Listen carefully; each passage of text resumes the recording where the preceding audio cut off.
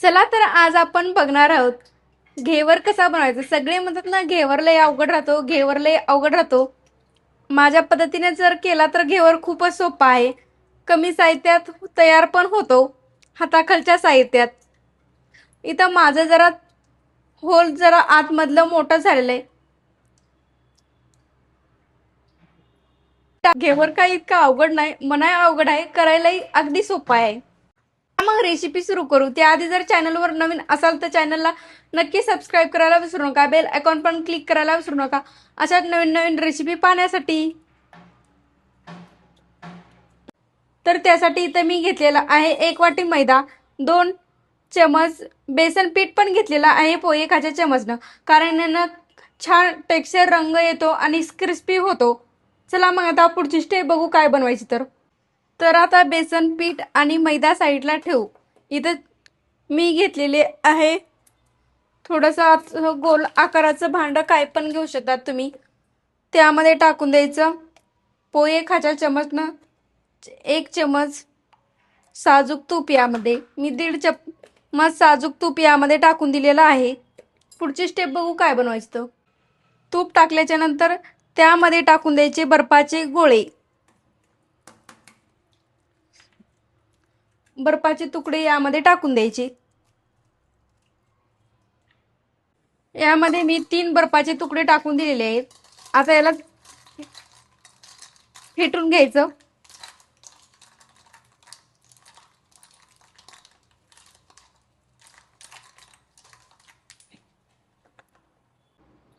इथं असं फेटून घेतलेलं आहे। आता यामधले बर्फाचे गोळे काढून घेते।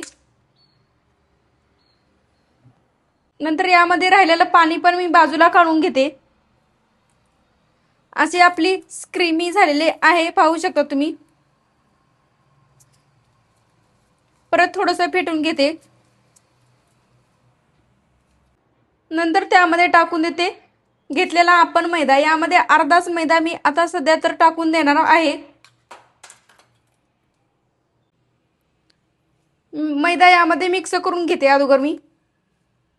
नंतर यामध्ये टाकून देते आपण 2 चमच घेतलेलं बेसन पीठ पण यामध्ये परत मिक्स करून घेते।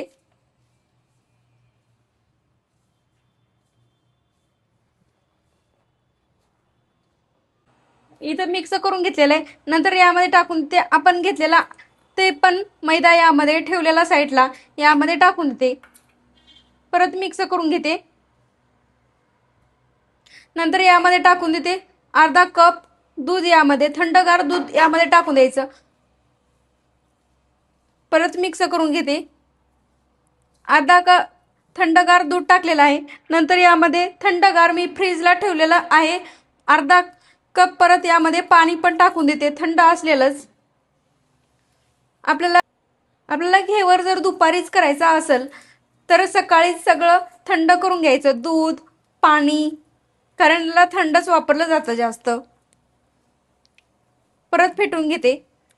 नंतर परत यामध्ये थंडच पाणी टाकून परत फेटून घेते।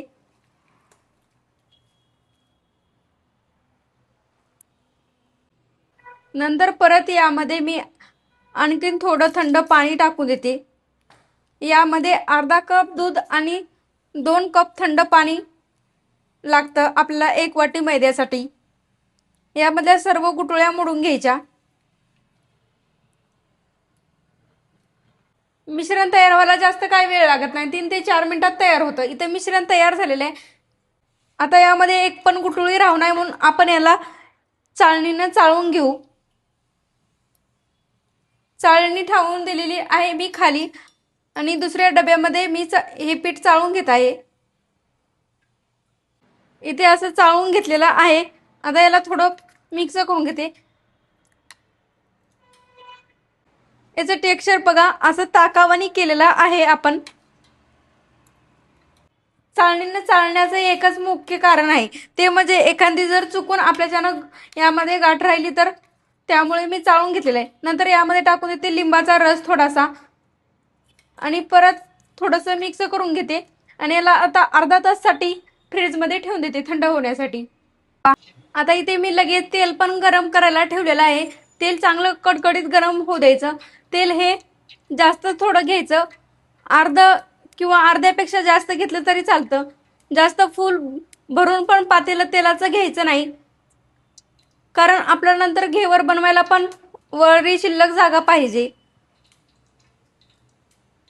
हे बॅटर मी आता फ्रीजच्या बाहेर काढून घेतलेलं आहे. तरी पण यामध्ये मी खाली थंड पाणी ठेवून दिलेलं आहे आणि नंतर वरी बॅटर ठेवून दिलेलं आहे.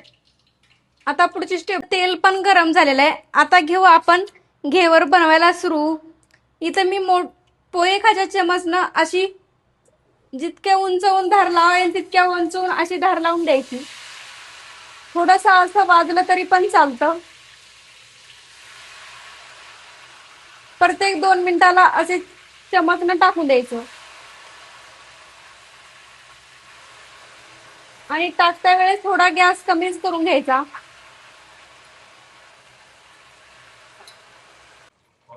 परत याला असं आतमध्ये होल करून घ्यायचं. परत नंतर मी यामध्ये टाकून देते वरून असं.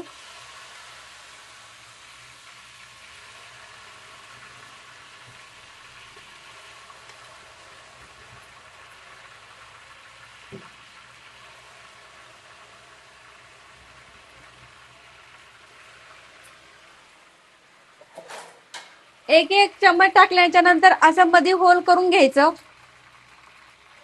करपोस तळून घ्यायचे नाही. तयार झालेला आहे. आता याचे काठ थोडे ढिले करून घेते आणि नंतर काढून घेते.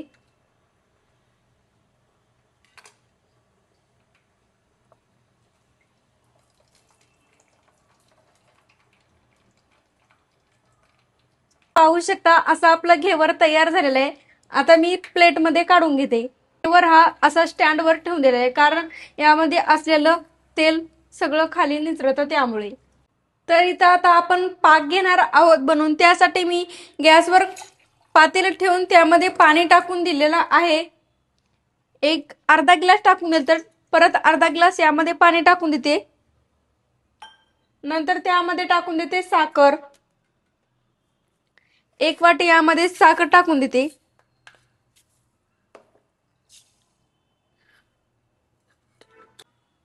इथं पाक बनवून घ्यायचा आपल्याला. 1 तारी पण नाही आणि 2 तारी पण नाही, थोडा थोडा बनवून घ्यायचा. कच्चा पाक म्हणतो ना, तसा कच्चा पाक बनवून घ्यायचा.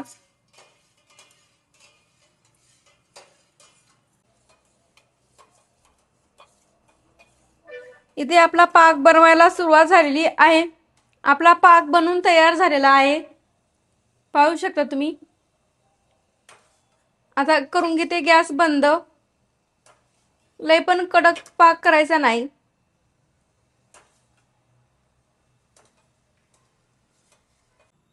तर त्यासाठी इथं मी गॅस लावून गॅसवर कढई ठेवून त्यामध्ये अर्धा लिटर दूध टाकून दिलेला आहे. फुल क्रीम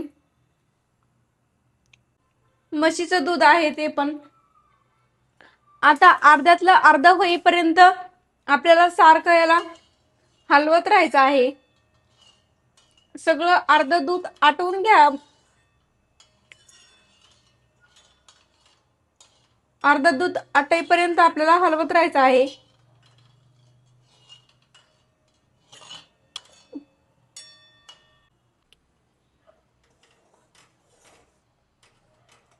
सतत हलवत राहायचं, नाहीतर आपलं दूध असं कढईला चिटकून बसतं. पाहू शकता इथे आपलं असं दूध आटायला सुरुवात झालेली आहे.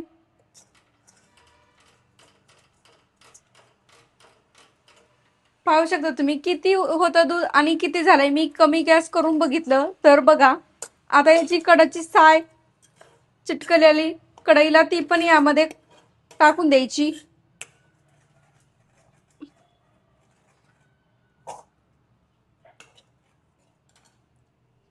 नंतर त्यामध्ये टाकून देते 2 टेबलस्पून साखर. आता इथे बनवून तयार झालेलं आहे आणि आपलं दूध पण संपूर्णपणे आटलेलं आहे. आता यामध्ये टाकून देते काजू, बदाम, तुम्ही पिस्ता पण टाकू शकता. परत मिक्स करून घेते. पाहू शकता तुम्ही, अशी इथं तयार झालेली आहे आपली रबडी. इतक्या मोठ्या दुधात थोडी झालेली आहे. आता मी काढून घेतलेला आहे प्लेटमध्ये काढून. आणि आपला असा पाक पण तयार झालेला होता. आता त्यावर टाकून देऊ अगोदर आपण करून घेतलेला पाक. यावर अगोदर थोडासा पाक टाकून देते, किंवा तुम्ही पाकात बुडवलं तरी पण चालतं. मी यावरच पाक टाकून देणार आहे. नंतर त्यावर टाकून द्यायची रबडी. यावर रबडी पण लावून घ्यायची.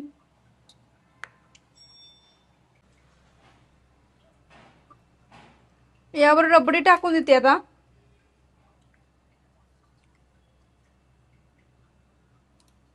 टाकून दिल्याच्या नंतर यावर टाकून देते सुका मेवा. आपण काजू, बदाम, मनुका, पिस्ता, पण इथं मी पिस्ता टाकत नाही, इथं काजू बदामच टाकून घेणार आहे. माझं थोडं इथं होल जरा जास्तच मोठं झालेलं आहे. तयार आहे आपला असा जाळीदार घेवर.